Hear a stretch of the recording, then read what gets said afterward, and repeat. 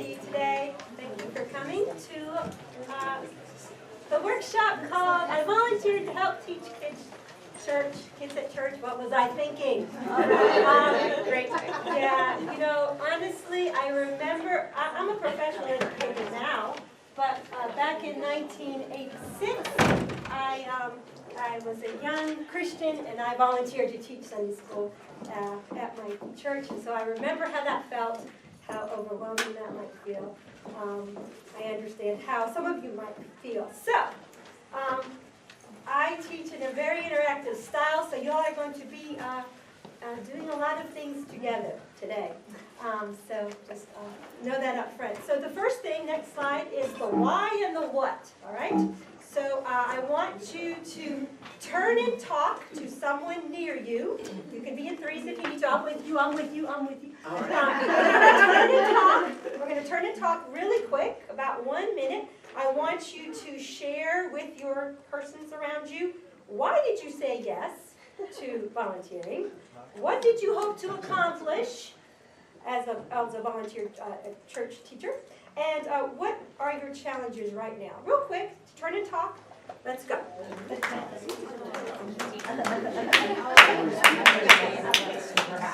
Come on.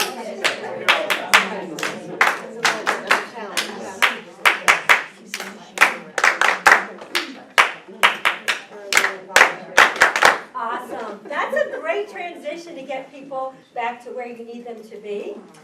So I hope you learned some things about why your friends inside this room got started with teaching in a church, and what their highest hopes were for that, and what their challenges are right now.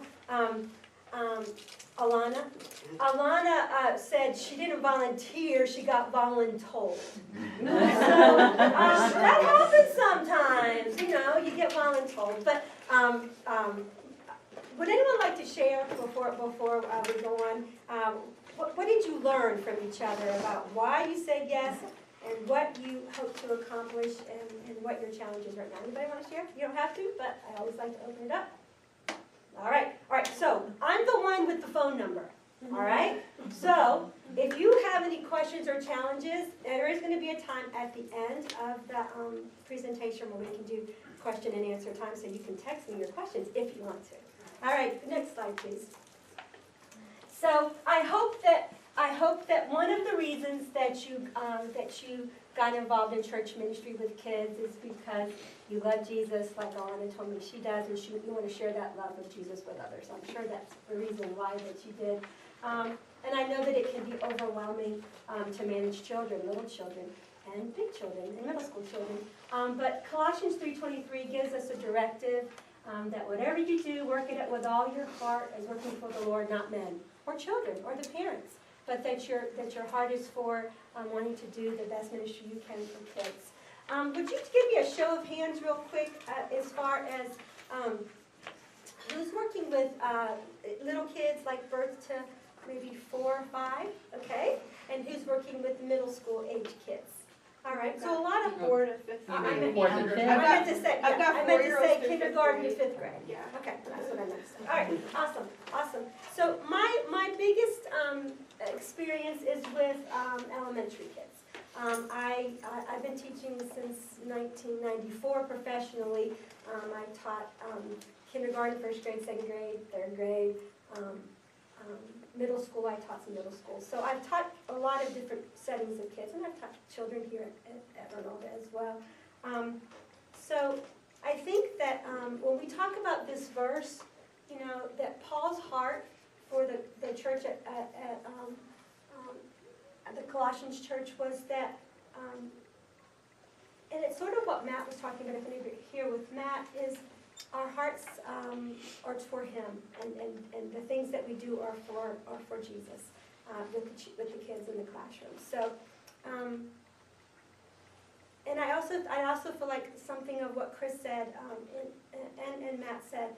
You know, preparation is going to be the key to all of this. So, and part of your preparation is your own time with the Lord before you come in and be the kids. But I'm going to give you a few tips as we go forward. So if we can get the next slide, that would be awesome. So the fancy name for classroom management, which I think is what we all might need a little help with, is how can I achieve optimum student engagement? So like I said, I've been teaching since 1994, so I picked up a few strategies along the way. And there are 7 classroom management strategies you'll see on your PowerPoint and on the next slide that I want us to think about real quick. And we're actually going to do another collaboration activity right now, all right? So it's okay, no worries, we can do this, but we're going to divide up into groups. So let me see how many people I have. So 2, 4, 6, 8, 10, 12, 14, 16, 18, 20. Awesome. All right, so let's get into groups of 2 or 3. All right, I'm going to put you into your groups. And we're going to come up with something I'm going to call a visual dictionary. Okay? So there are 7 things on this PowerPoint. And I want the back row, Stephanie, I want your row to come up with a word and an action for the word prepare. I want Sean's row to come up with a word and an action together for the word show enthusiasm.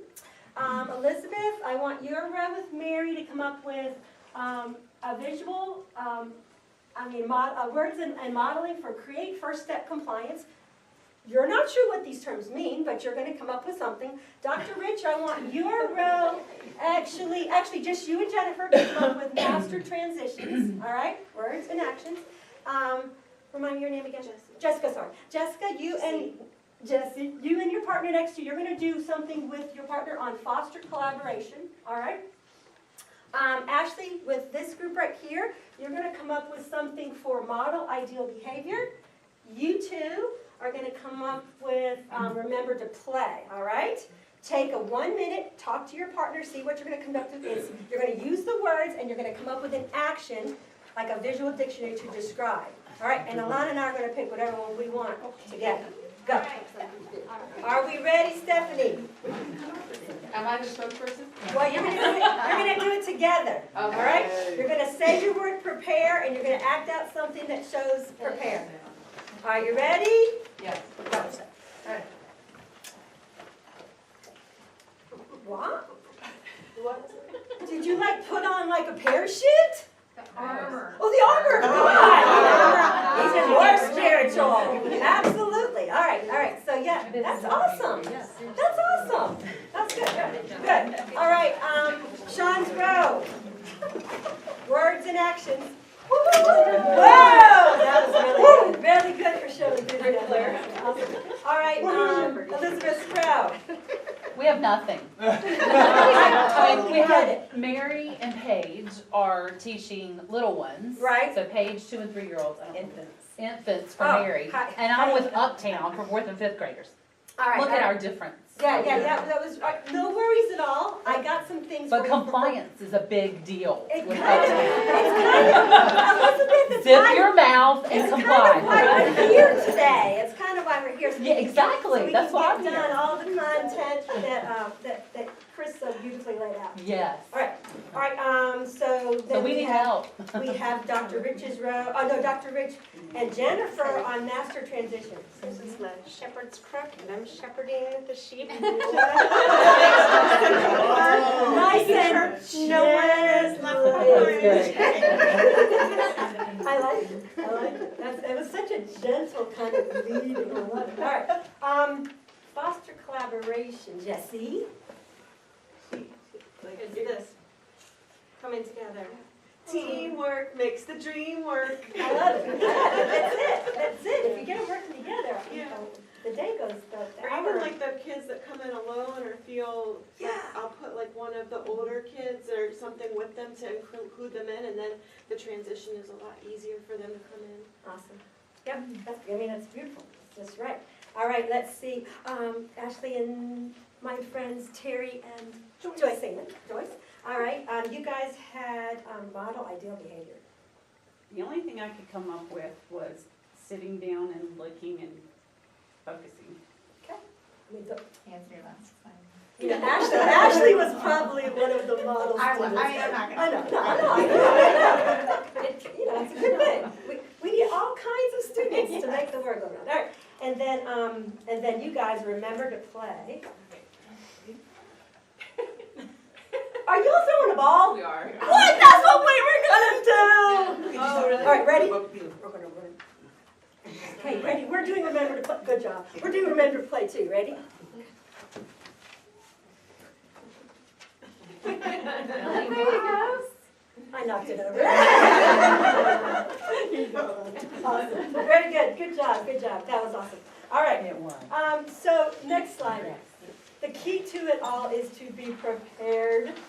So some of us have found success in life flying by the seat of our pants. And that's told our brain, I could really not really prepare and I'll be okay. But honestly, our best lessons, our best times with kids, our best times in community, if you're the leader, is that you've taken time to prepare.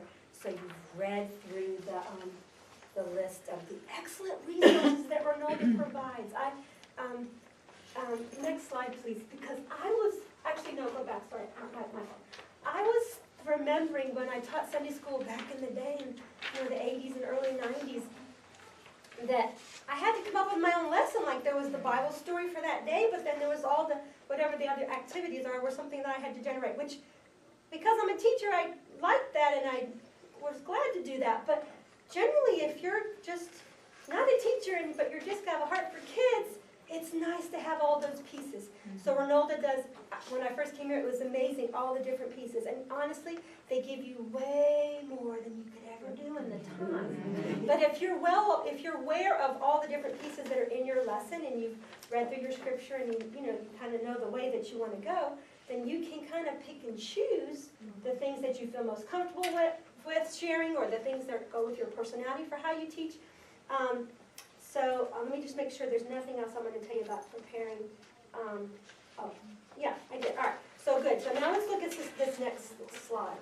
If you know all the pieces of your lesson, you can add or remove around what you need. All right, so if you spend time getting ready for your class, it makes everything go smoothly. Chris kind of even talked about this when he talked about context, providing a safe space for your kids. And so you're there way earlier than you need to be, and you've got the room prepared how you want it to flow as far as the different activities. You've got all your resources laid out, and you're just ready. And you're also flexible because you never know with kids how things are going to go. So that's key. When you're prepared to teach, when you're confident in what you're going to present, they're going to be more eager to learn. You always got to create a contingency plan. Recently out at Clemens, I was teaching 3rd to 5th grade, and it was supposed to be boys and girls, but the way it turned out that day was all boys. And those boys had a lot of words and a lot of energy. A lot of words and a lot of energy. And so I had to make adjustments. And it went back to what Jesse was saying about, there was something in there that was building something for part of the lesson. And I had to make that kind of happen a little bit earlier than I was planning, just because they needed to get together and settle down, have a task to focus on, and do that in collaboration. So knowing all your pieces is going to help you so much. All right, next one. Show enthusiasm. Chuck, do you want a handout? Okay, a handout? Oh, no, I'm Okay, you're good. It goes 100 million miles better, times better if you're happy and enthusiastic about what you're presenting. Okay, so be prayed up. Be happy about this day that God's called you to be with kids, and being fully present with them, like Matt was talking about in the last session. Like that's the key. Like really connecting with people in their eyes, and letting them know that you value them, and that you're glad that they're there. I want to think about enthusiasm for just a second, because can you recall your very best teacher that you ever had? It can be elementary, middle, high, college. It can be, yeah. Would you say that part of the reason that they're your favorite teacher is passion and enthusiasm they brought to whatever subject they were teaching you. Yeah, I really know that this is kind of a bottom line stuff. The next slide kind of talks about that it's arguably the most important quality a teacher can have. I didn't know this, Ashley probably did, but that the word is, well, I mean, sometimes I know what these Greek words mean, but I didn't. This enthusiasm word, it comes from possessed by a God. Like, that's what enthusiasm means, and as Christians, as lovers of Jesus, as those that are filled with the Holy Spirit that want to listen to His voice and be present to obey Him in that moment with kids, like, that's true. Like, that's got to be all that we're about, as we're working with kids. So, energy is so important, and poise and confidence. Research shows that enthusiasm plays a strong role in cognitive and emotional engagement.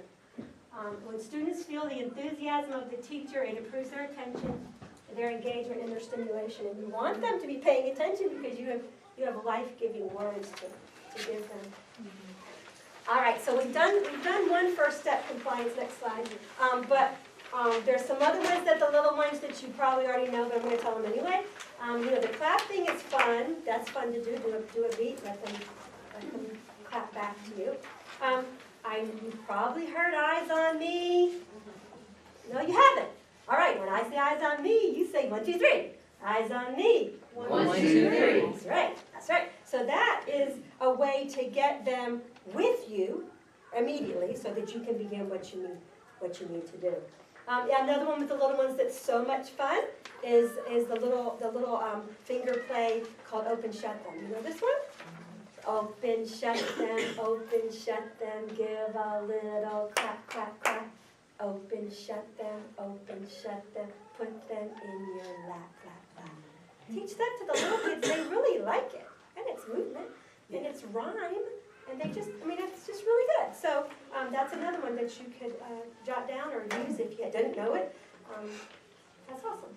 All right, so the next step is the reason we do first step compliance, Elizabeth, because we want to start the class period while immediately drawing the students' attention to you, because you're the one that's going to deliver the good news to them. So all you have to do is give them an easy task at the beginning of class that you deliver as an instruction. All right, so everybody's eyes on me for the older kids. Look at the screen, point your eyes to the board. It's really simple, but you start that way to focus and get everybody starting at the same time, which is super, super important. The next slide is master transitions. And you do have lots of pieces, parts that you're going to be using as you teach, so it's fun. So we often lose students during transition times, especially if we're not prepared. So it's important to think about how you're going to change gears for several times. All right, if you're going to lose, next one, sorry, Sarah.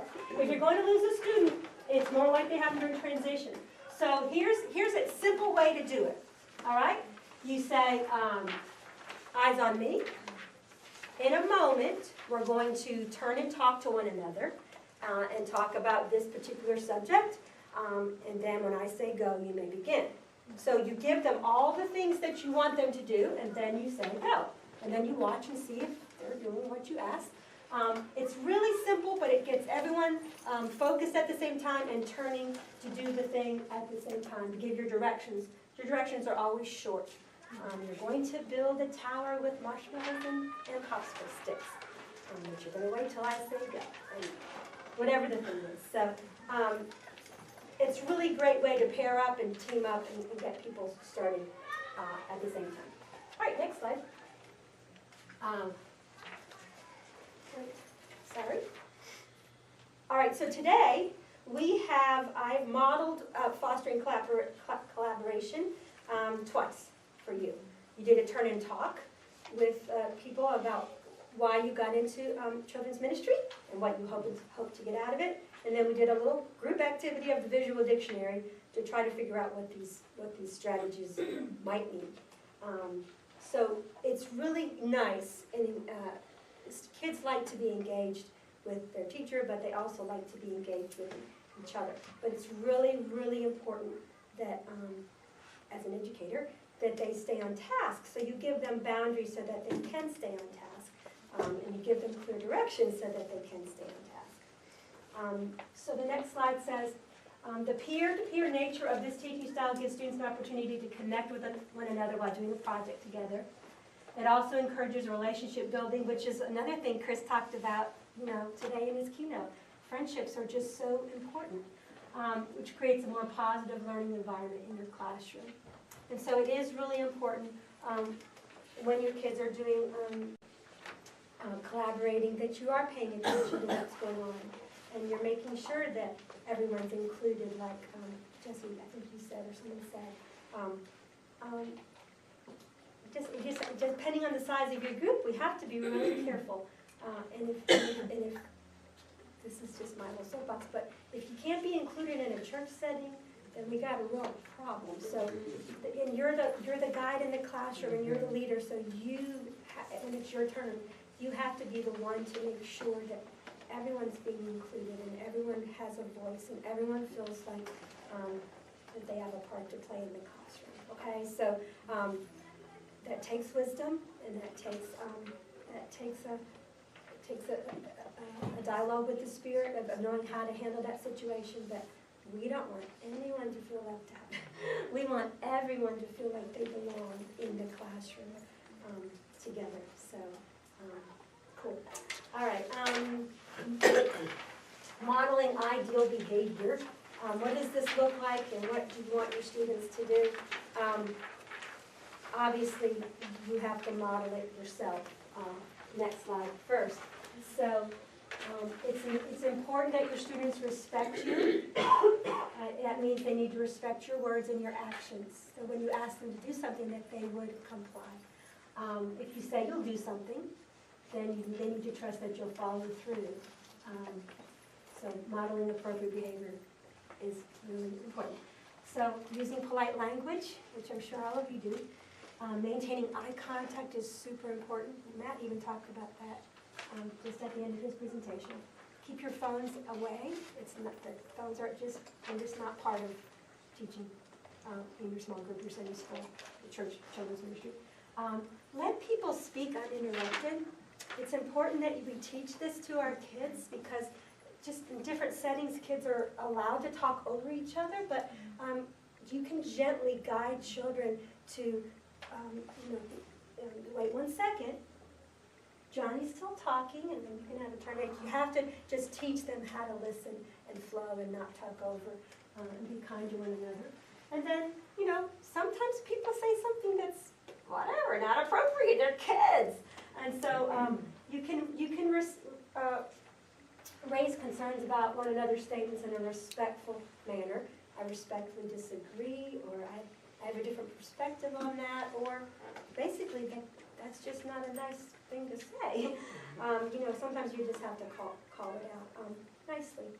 So so model what you expect them to do and follow those same rules. And as you build rapport with your students, and this is another thing, like I don't know what your schedule is like working with kids, but like if you're working with them every week, then they get to know you and you get to know each other. But if you're dropping in on them once a month, it still happens because they're used to seeing you on that first Sunday, because I'm not sure what your schedule is, but they can still, kids very quickly fall in line to the expectations of the adult in the room.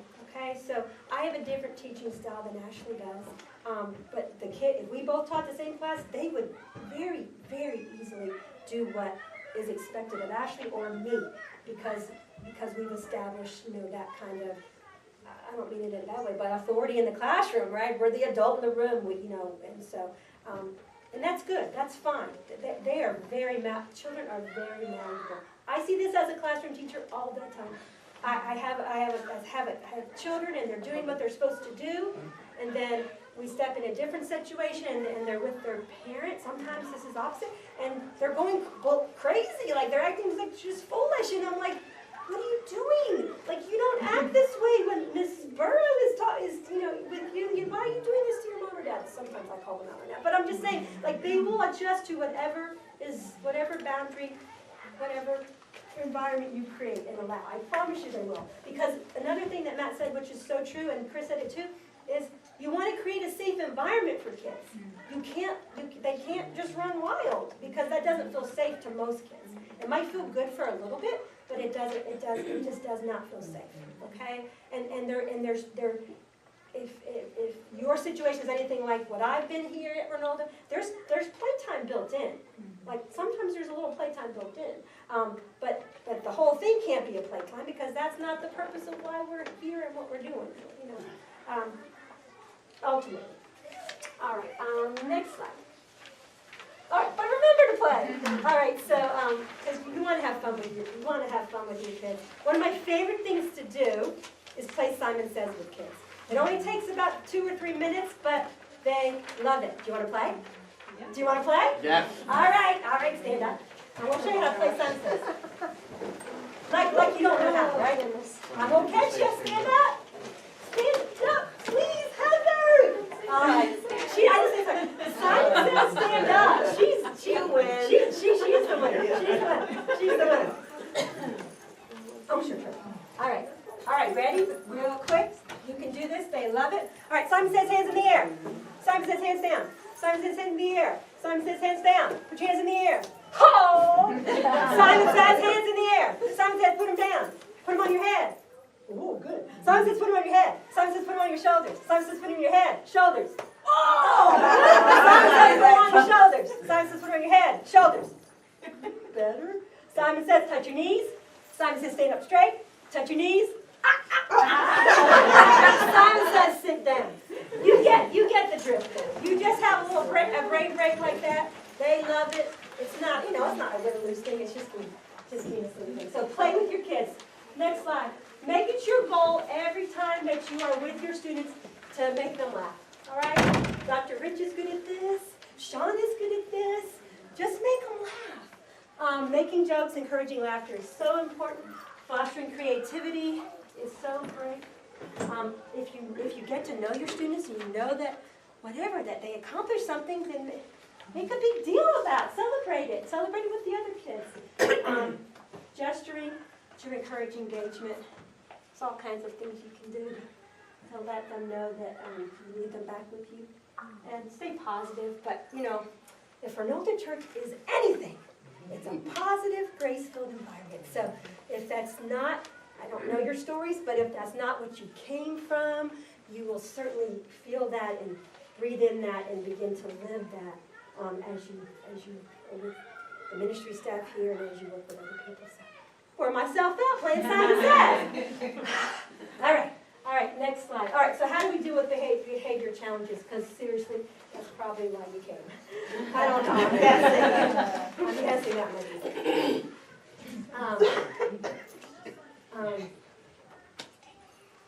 This would be a time for you really to, I don't think anyone texted me.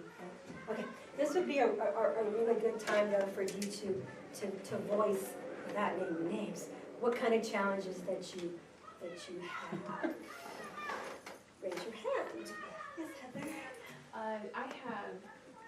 I teach boys, Yes. K through 5, and I have siblings, 3 of them actually, and so it's a challenging. I'm wondering, how do I separate them, and getting them to interact with the rest of the class, because it becomes a little bit dominant. So you're saying that all the ages are in one class together? Yeah, at the Clemens campus. Got it. K through 3, yeah. K through Okay, 3 three. or Oh, K K through through 5? 3, I'm Yeah. sorry, yes, there it is. Okay, all right. So, all right. This is such a good question. So you have siblings, and they're probably fighting with each other. Yeah, and they're boys, so they're more active, and that's. So is there a way that they all 3 can be within your classroom in 3 different groups? Like, do you have enough kids to pair them each with someone else? Some days? Yeah, All right, so definitely that. Definitely, like, they're not in a group together. They're definitely, like, have time away from each other to be with the other kids in the class, for sure. I would definitely give them leadership roles, like when I teach at Clemens, like if someone's a little squirrely, they might get to run the PowerPoint to keep them focused on the job. Okay. Someone else might, if you know they're a good reader, they might be the one that gets to read from the Bible if if that's how you do the lesson, for sure. Give them a job. I guess that's my bottom line. Give them a job. If it becomes something that is way more out of your comfort zone because you are a volunteer, then you probably need to go talk to Sarah, because I know that Sarah and Jennifer, anyone would be glad to come in and assist and help, if it becomes a little bit more. It's nice if you can teach in pairs, so once in a while I can get my husband to come in with me. He's not really a teacher, but he's a male, and so he could just see who the biggest problem person is at the moment, and just take them for a walk or give them a little bit of a time out. So are any of those helpful or Very, ideas? yeah, Okay. it's, I mean, it is an odd situation to have all the siblings together, Yeah. because they're always together probably, and it's not necessarily that it's not manageable, it's just I don't have a background in it, so, just looking Yeah, for strategies. for sure, yeah, but I mean, even for someone like me who's been doing it a while, like sometimes it's not manageable, like that's just the bottom line, and just asking for help is just so okay. So ask for help, phone a friend. No. All right, anybody else want to share a challenge? Yeah, Jessica? I have two different ones. So we're the same kind of thing, and I have 4 years old all the way through 5th grade. Okay. So right now we finally have, like not finally, but in this season, last season it was me and somebody else, and she had an education background, so I got to be number 2. Sure. Now I'm number 1 Okay. with brand new people who are very, unversed yet because this is their first time Yeah. swimming. So it's all on me to do Sure. everything. So I have like the 4 and 5-year-olds who you just have to keep on trying to redirect to stay in tune. Yeah. And we're like on a floor. It's not like small group Sunday. We have 2 small group Sundays, 2 large groups. So I do large group. Okay. And then we have our older boys are like 2nd, 3rd grade, and they play off of each other. And it's the same thing where you're just having to redirect. Yeah. They just get so wild and hyped up. So Yeah. they're starting to separate them out. Yeah. So the boys get time away from the girls, but then they still come in and they're still like amped up. Yeah. So I'm trying to grow in learning how to, Yeah. because I don't want to constantly like, okay, eyes on me, okay, eyes on me, okay, Yeah. eyes on me. Yeah. Yeah. I'm really kind of challenged and growing there. Yeah, well, the thing is, to create first step compliance, you have to practice it, and you can make it a game to practice it, and you can even bribe them with candy. Right? Like you can say, okay, we're gonna, whatever you choose as your fun little cute thing, like how this is how I'm gonna start the lesson, like you're gonna do it, and you're gonna see everyone's doing it, and they're gonna do it 3 times, 5 times, whatever it is, and then just like, good job. Next time we're gonna here you go.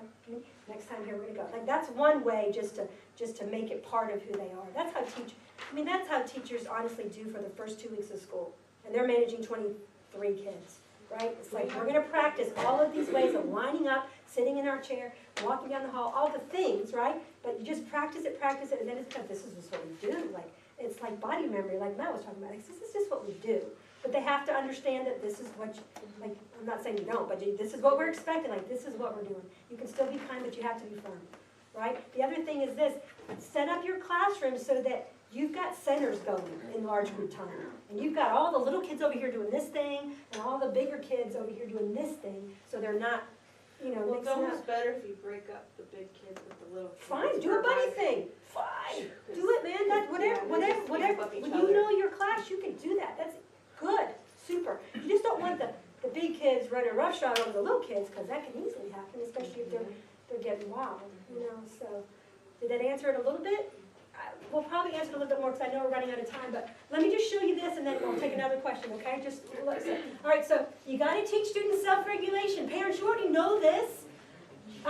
Relationship management, how you deal with other people, and responsible decision-making, okay? You got nonverbal cues that you can do, but you gotta teach those, right? You can put your hand up. You can cross your fingers, right? There's all kinds of things that you can do to get everyone in line. That's nonverbal, right? And clapping can be one. You can do a timeout, which I've already, said. If you've got another person, someone's really deciding they're going to just tear it up. Well, that ruins it for everyone else. So just, hey, buddy, let's go for a walk. If your partner can take them out for a little spin around and get a drink of water and go to the bathroom, whatever. and talk to them in the meantime, guiding them, giving them some wisdom about, whatever, how to behave in this situation so that everyone can enjoy it. Overcorrection, that's what I'm talking about having them practice it, then it becomes part of who they are. Praise is always a great thing. And learning names. Learn everybody's name, like make that your highest calling, that especially in your second week, right? That you say, hey, Alex, I'm glad to see you today. Hey, Isabel, just like remember that you remember their name. It's so important. And then when you talk to them during class, John, that was a great answer. Or, Mary, that was so wise. Whatever the things are, use their name as you talk to them. People love to hear their name. On the spot corrections. What should you be doing right now? Right. Let's see that happen. That's just like a totally teacher language, but they know. What should we be doing right now? That's right. Let's see that happen. Right? Mindfulness is, I know that Matt said, movement and dance is good and mindful, but mindfulness does have its place, even if it's as simple as, okay, everyone, we're going to take a deep breath together. Ready? Suck in your nose. Blow out your mouth. Let's do it again. It kind of just gives oxygen to their brain, helps everybody calm down, helps us get a breather for a second. Yeah, this is good. Notice and comment. I really like how you're acting today. Did something happen to make you feel better about class? If they've been tearing it up and all of a sudden they're not, I want to know the secret. Tell me. I can do more of that, or we can do more of that, is what you're getting at. And when and then. All right, so this is for severe behavior challenges, but when you start talking quietly, then we can probably solve the situation that you're having. But if you're the authority, so you say, this is the rule here. When you can tell me quietly what you need, then I'll help you solve this problem. I told you everything I wanted to tell you. I don't know, Sarah, if we have time for more questions. I think someone else had a question outside. I have a question. Okay, question? Any more questions, challenges? Sure. He's kind of teaching these 2 hours, about 45 minutes. Can you do this some other time for us? Sure. And, Make it longer? well, I think it would be helpful I'd be glad to to. do more role play, Sure. to do maybe have some videos of teaching about specific situations Yeah, sure. and enhance. Is that possible? Do you do that already? No, I don't, but I can. Seriously, I think it would be helpful. I would be glad. To have a I would be longer, glad to. maybe others agree with me, but Sure, I'd maybe be 2 glad hours. to. I just wondered if you could maybe address how you can deal with when you're one leader, just one of you in Yeah. the class, and you have someone that comes in and they're perhaps new, and it's their first time there, and they're very scared, Yeah. trying to kind of deal with them and also keep the rest of the group engaged and on Sure. task. What size group are you talking about? I am a sub, so I just go wherever Wherever. I'm needed. Yeah. So it could be and sometimes you have a group of 10, sometimes you have a group of 3. Sure. So, All right, so let's just say it's a group of 10, right? Yes. Because you already have a lot of kids to manage, and then someone new comes in. If you know the kids, then have one of them be their buddy. Like, I'm gonna be your automatic best friend today. And there are kids, like I've seen kids come up to Ramona that have these really hospitality hearts already. You can see kids have when they're little. Mary knows this. You can see it. You can see it already. What their bent is. And so if you've got a hospitality kid, like they're gonna show them, get to know them a little bit and show them the ropes. But if you don't, then keep the kid next to you, because intuitively we know if someone's like scared or whatever, overwhelmed, that just keep them close, because this is a safe, nurturing, loving place, right? And so we can hug kids, right? We can side hug them anyway. We can keep them tucked up under us, right? And then you can feel their body language, if they're relaxing, or and you can let them go a little bit, or give them a task. Would you pass these papers out for me? I don't know what your things are, because y'all are prepared. You know all your things. You've got all your resources. You've got everything down, so you're prepared. Yeah, that's not even a thing. You know all the pieces. If you need to move around, you do. Because really the bottom line is just showing the love of Jesus to these kids, right? And teaching them about what a great God He is. Right? So, yeah. Anything? Yes? It would be easy for me to ask about, my situation. I have one similar to, I'm at the Clemens campus, so I have one similar to Heather. And we where teach I the same have- kids sometimes. I know, we do. So I have siblings. Yes. Boys Yeah. who are constant, They are. talking. Yes. But what I found that works, if this is a helpful or a blessing to anyone, is that I totally capitalize on Renata being a graceful community. Yes. And when I go through the lesson, I just choose 2 things that I think I can do. And my husband and I teach together, so I say, okay, I'm thinking these 2 things. Yeah. And he goes, yep, that sounds good, or no, I think this game would be, Yes. And so it doesn't mean that I have to use those 2, but those are my 2 tools in my belt for that day. Good. So I just tend to, I feel like each time I teach, we're almost starting over Yeah. because we only teach once a That's month. right. And That's then sometimes that's right. our time to teach Yeah. may be family worship Sure, or sure. something. Yeah, So yeah. it's 2 months. So I Yeah. feel like I'm getting to know the kids all Yeah. over again. Yeah. And that's part of the challenge too, Yes, that they absolutely. don't know me super well. No, you're right. So we start typically with an icebreaker. Good. And I That's get to know fun. you That's on the again. list. Like, I'm not sure we know each other's names. Yeah. Now, a few of the kids go to school together, Yeah.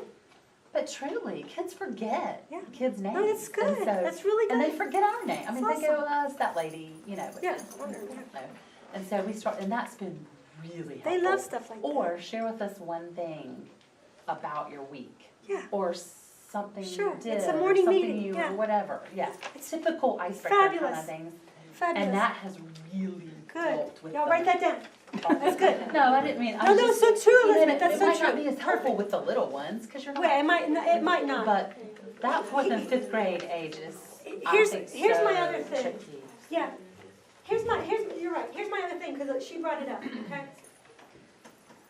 If you could find it in your heart, pray about this, to invest in a group of kids for a year, that would be, it's hard, it's a sacrifice, but that would be best for them, honestly.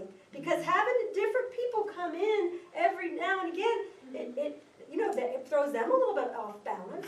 And I get people have busy schedules, and I get all the things, but pray about it, because seriously, what Chris talked about, David Spainhour deciding to teach his Sunday school class, that is why we're here. We're here to create disciples, and you create disciples by keeping them with you for as long as possible. And maybe you could commit to a year. Maybe you could just commit. And the good thing about Renata's teaching schedule is there is big breaks because of all different manner of things, right? So you don't have to teach, but whatever it is from September to 1st of December, and then you're off for about a month, and then January to May maybe, and then summer's a different ballgame. So if you could just pray about it, because I think that's going to be one of the important things that helps us disciple our kids well. And there's many parents in this room, and I know you want your kids discipled well, right? You want the Jesus-loving people to be the ones to speak life to your kids on Sunday morning or whatever night, Wednesday, whatever it is, not Wednesday morning, Sunday, yeah. So, all right. I hope it was vaguely helpful to you. Feel free to. That phone number is my phone number, so text me if you need something. I'll try to make something up to have.